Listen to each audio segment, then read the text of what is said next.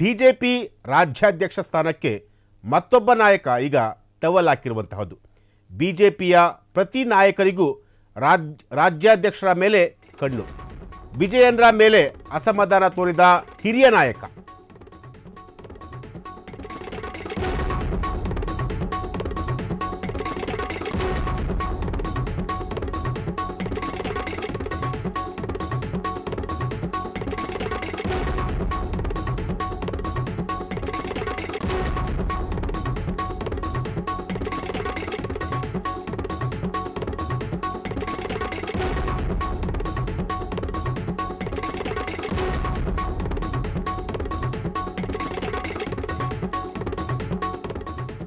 BJP ರಾಜ್ಯಾಧ್ಯಕ್ಷ ಸ್ಥಾನಕ್ಕೆ ಮತ್ತೊಬ್ಬ ನಾಯಕ ಟವಲ್ ಹಾಕಿದ್ದಾರೆ.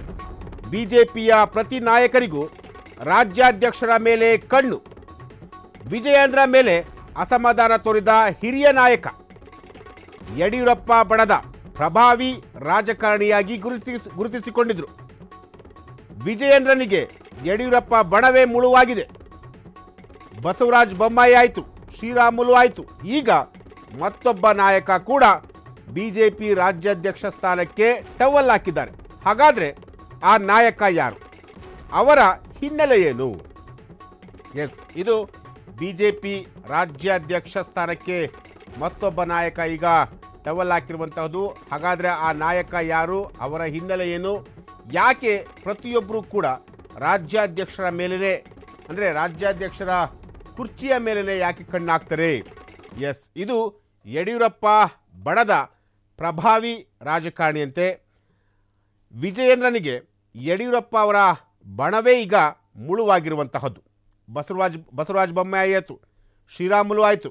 ಈಗ ಮತ್ತೊಬ್ಬ ನಾಯಕ ಬಿಜೆಪಿ ರಾಜ್ಯಾಧ್ಯಕ್ಷರ ಕುರ್ಚಿಯ ಮೇಲೆ ಈಗ ಕಣ್ಣಾಕಿದ್ದಾರೆ. ಹಾಗಾದರೆ ಆ ನಾಯಕ ಯಾರು? ಅವರ ಹಿನ್ನೆಲೆ ಏನು? ಎಸ್, ಇದು ಬಿಜೆಪಿ ರಾಜ್ಯ ರಾಜಕಾರಣಕ್ಕೆ ಕುರಿತಾದಂತಹ ಒಂದು ಸ್ಫೋಟಕ ಸುದ್ದಿ. ಹೈಕಮಾಂಡ್ ಮೆಚ್ಚಿರುವ ಈ ನಾಯಕನಿಗೆ ರಾಜ್ಯಾಧ್ಯಕ್ಷ ಪಟ್ಟ. ಈಗಾಗಲೇ ಬಿಜೆಪಿಯಲ್ಲಿ ಹಲವು ಮಂದಿ ರೇಸ್ನಲ್ಲಿದ್ದಾರೆ. ಈಗ ಮತ್ತೊಬ್ಬ ಪ್ರಭಾವಿ ನಾಯಕ ಟವಲ್ ಹಾಕಿದ್ದಾರೆ. ಆ ನಾಯಕ ಬೇರೆ ಯಾರೂ ಅಲ್ಲ, ಮಾಜಿ ಸಚಿವ ಮುರುಗೇಶ್ ನಿರಾಣಿ. ಹೈಕಮಾಂಡ್ ಒಪ್ಪಿದ್ರೆ ನಾನು ರಾಜ್ಯಾಧ್ಯಕ್ಷನಾಗುವೆ, ಹೀಗಂತ ಮುರುಗೇಶ್ ನಿರಾಣಿ ಅವರು ಹೇಳಿರುವಂಥದ್ದು. ಹೈಕಮಾಂಡ್ ನನಗೆ ಕೊಟ್ಟ ಜವಾಬ್ದಾರಿಯನ್ನು ನಾನು ಖಂಡಿತವಾಗಿ ನಿಭಾಯಿಸ್ತೇನೆ. ಎಸ್, ಹೈಕಮಾಂಡ್ ಮೆಚ್ಚಿರುವ ಈ ನಾಯಕನಿಗೆ ಈಗ ರಾಜ್ಯಾಧ್ಯಕ್ಷ ಪಟ್ಟ ಹೊಲಿಯುತ್ತ. ಮಾಜಿ ಸಚಿವ ಮುರುಗೇಶ್ ನಿರಾಣಿಯವರು ಕೂಡ ರಾಜ್ಯಾಧ್ಯಕ್ಷ ಸ್ಥಾನದ ಮೇಲೆ ಕಣ್ಣಾಕಿರುವಂತಹದ್ದು. ಬೊಮ್ಮಾಯಿ ಆಯಿತು, ಶ್ರೀರಾಮುಲು ಆಯಿತು. ಈಗ ಮುರುಗೇಶ್ ನಿರಾಣಿಯವರ ಸರದಿ. ಹೈಕಮಾಂಡ್ ಒಪ್ಪಿದರೆ ನಾನೂ ಕೂಡ ರಾಜ್ಯಾಧ್ಯಕ್ಷನಾಗುವೆ, ಜೊತೆಗೆ ಹೈಕಮಾಂಡ್ ಕೊಟ್ಟಂತಹ ಜವಾಬ್ದಾರಿಯನ್ನು ನಾನು ಖಂಡಿತವಾಗಿ ನಿಭಾಯಿಸಬಲ್ಲೆ. ಎಲ್ಲರನ್ನೂ ಕೂಡ ನಾನು ವಿಶ್ವಾಸಕ್ಕೆ ತೆಗೆದುಕೊಂಡು ರಾಜ್ಯಾಧ್ಯಕ್ಷ ಸ್ಥಾನದ ಮೇಲೆ ಕೂತ್ಕೊಂಡ ನಂತರ ಎಲ್ಲರನ್ನೂ ಕೂಡ ನಾನು ವಿಶ್ವಾಸಕ್ಕೆ ತೆಗೆದುಕೊಳ್ತೀನಿ. ಜೊತೆಗೆ ಹೈಕಮಾಂಡ್ ಏನೇ ಜವಾಬ್ದಾರಿ ಕೊಟ್ಟರೂ ಕೂಡ ನಾನು ಚಾಚು ತಪ್ಪದೆ ಅದನ್ನು ನಿಭಾಯಿಸ್ತೀನಿ, ಹೀಗಂತ ಹೇಳಿದ್ದು ಮುರುಗೇಶ್ ನಿರಾಣಿಯವರು. ಎಸ್, ಮತ್ತೊಂದು ಅಪ್ಡೇಟ್ ಬರ್ತಾ ಇದೆ. ಪಕ್ಷವನ್ನು ಮುನ್ನಡೆಸುವ ಸಾಮರ್ಥ್ಯ ನನ್ನಲ್ಲಿದೆ. ಪಕ್ಷದ ಜವಾಬ್ದಾರಿಯನ್ನು ಅಚ್ಚುಕಟ್ಟಾಗಿ ನಿರ್ವಹಿಸಿದ್ದೇನೆ. ಎಲ್ಲರನ್ನೂ ಒಗ್ಗಟ್ಟಾಗಿ ಕರೆದುಕೊಂಡು ಹೋಗುವ ಸಾಮರ್ಥ್ಯ ನನಗಿದೆ.